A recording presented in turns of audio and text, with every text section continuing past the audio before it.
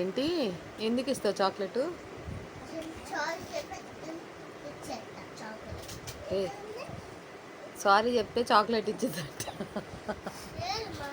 నా తెలీదు, అక్కనే అడుగు. మరి చెప్పు సారీ అంట అక్కకి. రే సారీ అని చెప్తావా? నువ్వు వాడిని వదిలేసే, వాడి సంగతి ఎందుకు, నువ్వు చెప్పు. సారీ అని చెప్తావా? చెప్పు. అక్క చెప్పిందిగా, మరి అక్క కొట్టిందని చెప్పింది, నువ్వు కూడా చెప్పాలిగా. చెప్పు మరి. చెప్పవు కదా నువ్వు. రిత్వి చాక్లెట్ ఇవ్వవు కదా దానికి.